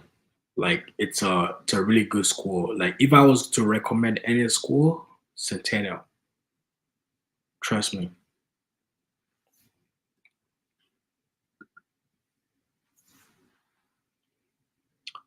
For benefit, the first one I like is the what's it called? The traveling. So if for me right now, I feel like I'm in a in a point of my life where I want to explore more. And I would say me just being an AME has given me that opportunity to travel more. For me, it's the traveling. Secondly, is it gives you that opportunity to start your own business. So if you're looking into getting into uh, having your own company, becoming a contractor, it gives you that opportunity because once you get your license, then you can go into the self-employment route, and also the schedule. I'm telling you, for me, most careers is a five Monday to Friday schedule. You only get Saturday and Sunday off. But for us, you get 5 days off, 4 days off, you know?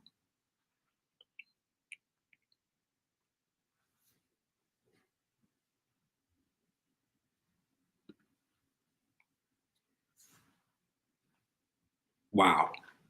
United are paying $36 an hour from school? That is crazy. That's crazy.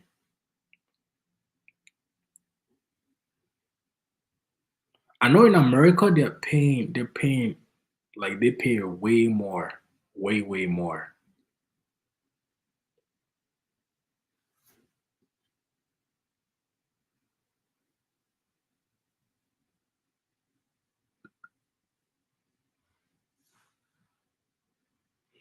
I appreciate it, man. I appreciate the support. I appreciate you guys for showing up on taking your time and showing up here. I really appreciate it, man.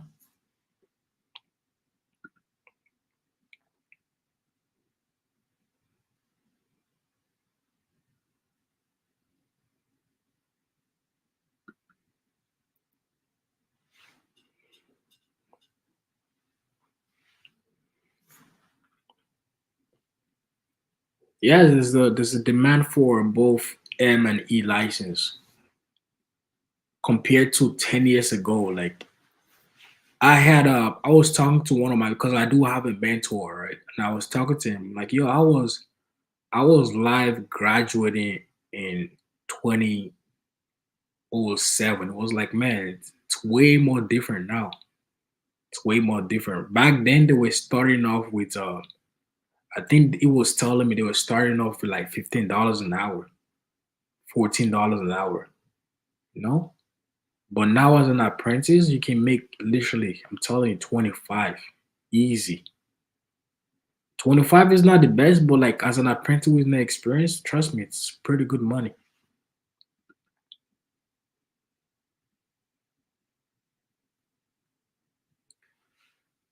So the E license, it's more for avionics. So guys that does the electrical part of maintenance.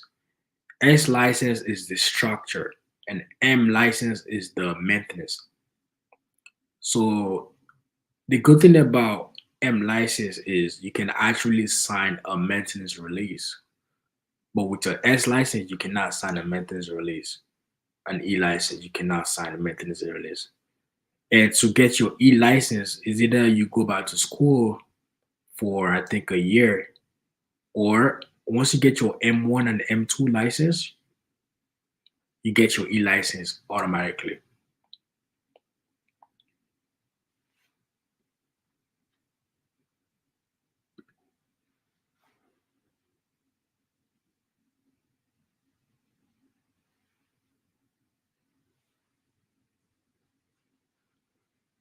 Transit. Yeah, Air Transit is a good one too. Air Transit is a really good company. Like for the most part, all the airline companies, I've not heard of any bad experience. I've heard of good experience. The pay is good, the benefit.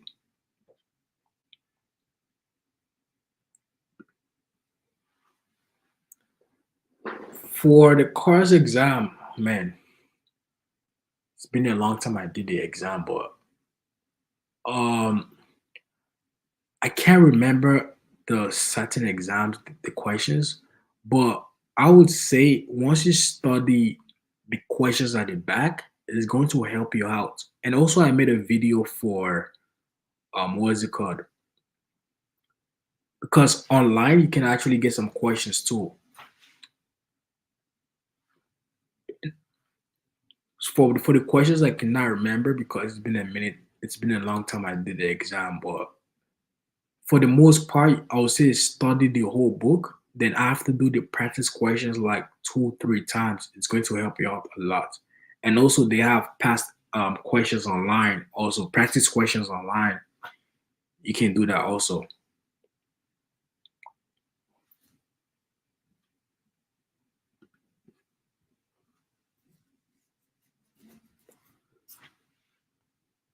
So per diem is like an allowance. So basically, it's like your daily allowance. So your food, it's to cover your food, your transportation.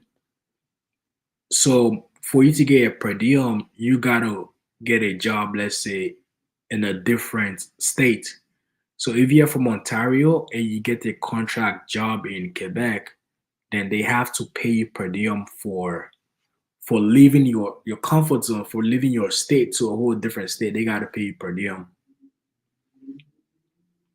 And for most company, the minimum per diem I've seen is like $80 per day.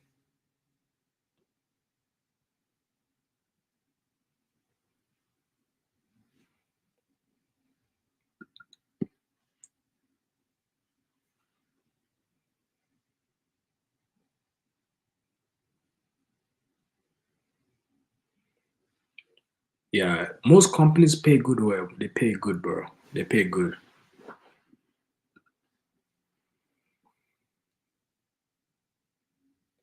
For hobbies, the one I started doing right now is I'm more into the Latino dance scene. I like the Latino culture, so I've been taking a lot of classes, salsa and bachata classes, and I also like doing hiking.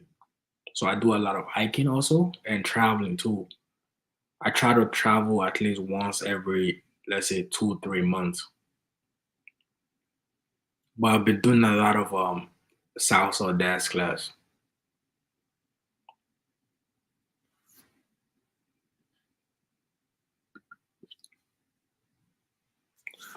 Do AME get a flyer for free discount or so you get all of them. So let's say if you get a if you have a AOG in a different country, let's say you have an AOG in Mexico, right? Because you're working, you're going to work there, you get to fly for free. So the company pays for your covers your flight, covers your hotel, um your transportation, your food. They pay for your everything, and they pay you per diem also. But if you work in an airline company, then you get the general airline, company discounts, and you also get a chance to fly jump seat also. I know some companies. I think it's called Chrono. A buddy of mine used to work in it's called Chrono Aviation. I think it's in Montreal, and he was telling me how he used to fly jump seats every time.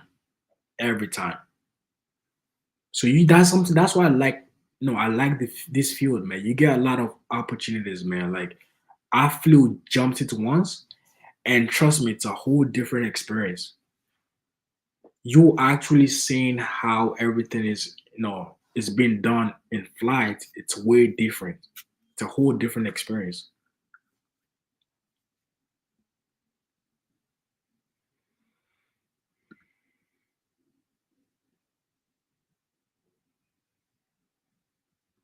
Really, $75 an hour? Wow, that's crazy.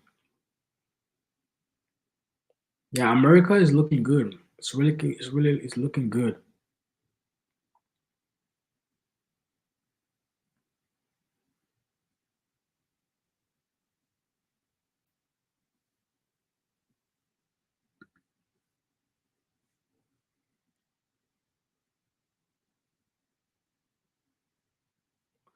So for you to release to sign a maintenance release, right? You just getting a type course does not mean you can sign a maintenance release. So what how it, this is how it works, right? So you need to get your AME license first. Once you get your AME license, then the company you work for will send you for a type course. Once you get your type course, then they give you the ACA, which is your authorization to sign a maintenance release. So once you get the ACA, then you can actually sign a maintenance release. But if you get a type course, you cannot.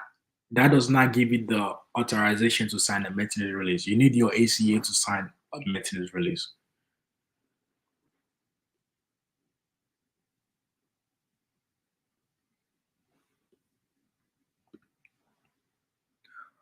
Or the TC exam on lockdown browser like in school.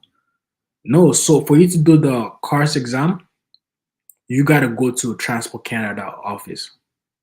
So you have to go there. They have a bunch of computers.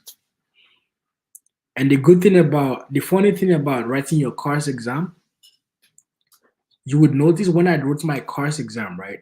I had pilots that were trying to do their own CARS exam also. They were trying to get their pilot license exam. What's it called? Yeah. So everyone is going to be there. You're going to see pilots. You're going to see maintenance guys. So for you to write an exam, you will have to go to Transport Canada's office to write the exam. You cannot do it online. You got to go there in person.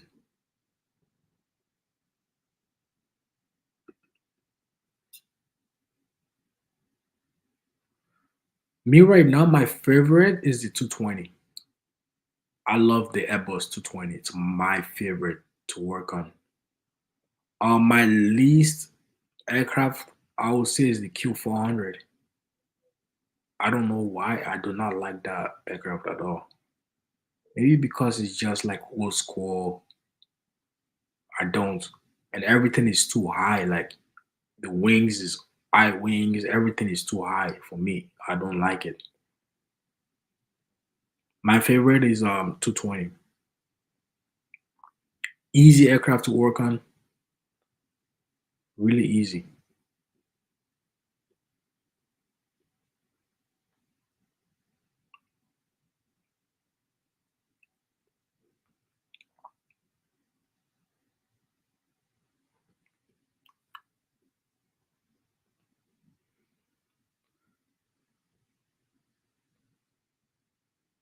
If you guys have personal questions, you can join the live or you can send me what is it called, a message on Instagram.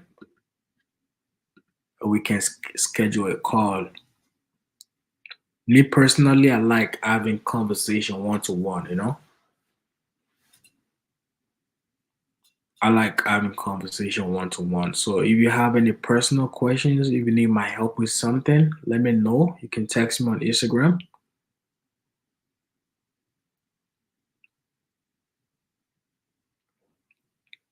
I will try to be going, doing this live at least once a week. At least once a week. I'll try to do this once a week.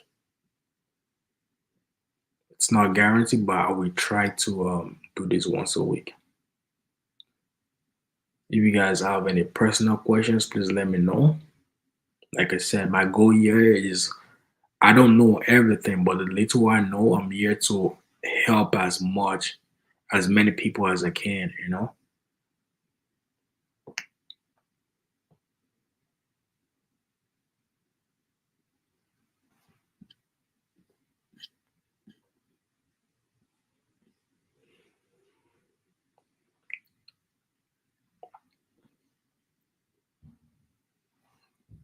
And for you guys that are thinking, oh, should I? If you guys are thinking like, if you are not sure if uh aircraft maintenance engineering it's a good career, trust me, I'm here to tell you it's a good one. And that is because compared, like I said, compared to 5 years ago, 7 years ago, like the demand has increased a lot. And the amount of opportunities you can get, not only in Canada, I'm talking about everywhere. In America, in Europe, in South America, in Africa, like it's crazy. It's everywhere.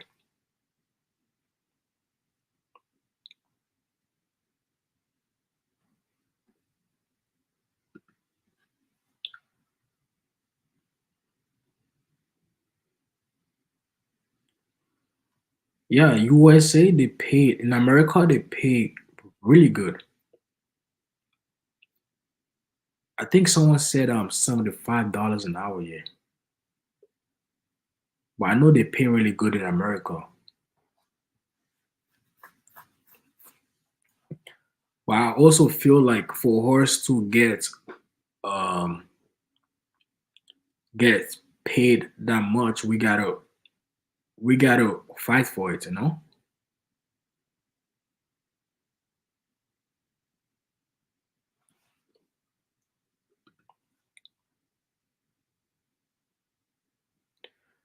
To find jobs, my favorite one is called Av Canada. So it's called AAV Canada. It's a really good site to find aviation job, especially for AME. And also what's called LinkedIn is a good one. And of course your Indeed, it's a pretty good one to find but me personally, I always go to Av Canada to find a aviation job. It's called AV then Canada.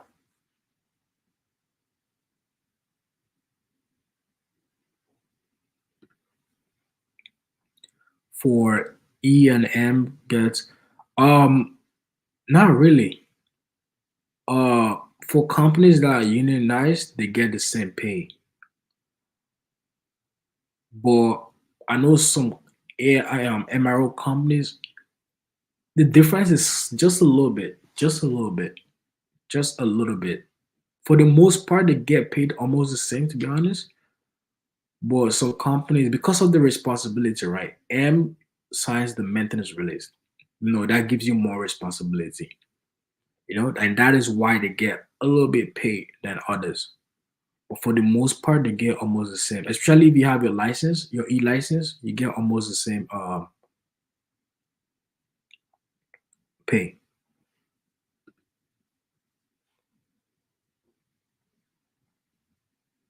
Wow, 55, 58 US dollars. That's crazy. That's crazy. Yeah, America is looking good. America is looking good, man. It's looking good.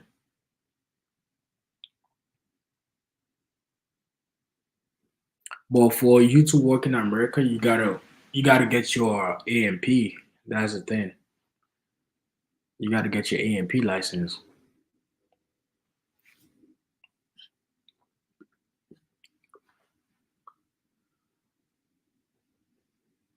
Um, to find contract jobs, the first one is talking to your coworkers.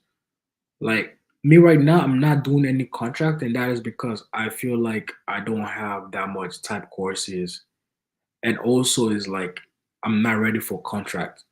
But I have friends that like they're like, yo, Peter, if you want a contract job, I can get you some easily. So from to get a contract job, I would say the best way is from your coworkers. Then online, you gotta just go to what is it called? There's a lot of um there's a lot of jobs on Indeed, LinkedIn. But for me personally, the best contract you can ever get is from your coworkers, from your friends.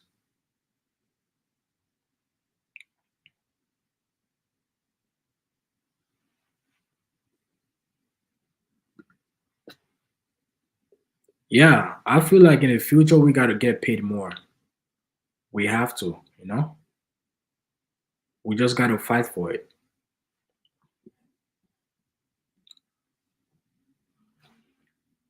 All right, guys. It's 7 p.m. here. It's about our time. I want to say I really appreciate you guys that took your time to just to have a conversation with me, man. You know what I'm saying? With Yes, you can. To get your AMP license, if you have your AME, you just gotta what is it called? I think you just gotta first. I know for AMP to get your AMP license, you need a company. You need a job offer. So you have to prove to from what I heard, you have to prove to FAA that you actually need um you actually need AMP license. So you need the employment letter, but you can get your AMP license, and you don't have to go back to school. All you gotta do is write the exam, and that's it. All you gotta do is write the exam, and that's it. But it is possible.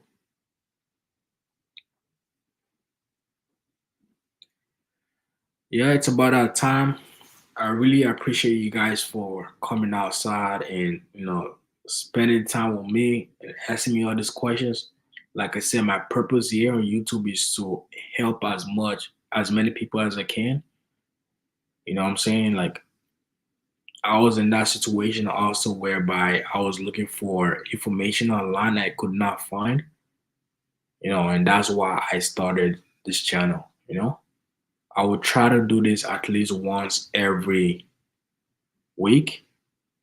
It depends on my schedule also, but I'm gonna try to do this every week, at least once every week. So I really appreciate you guys for coming outside. It's 7 p.m. already. I gotta go edit, make a video and edit also after this. So I appreciate you guys. So you guys are watching and not subscribing, man. You gotta show your boy some love, man. You know what I'm saying? But it's about time. I gotta go right now, man. I really appreciate you guys for coming outside, and I will see you guys next week. All right? Peace.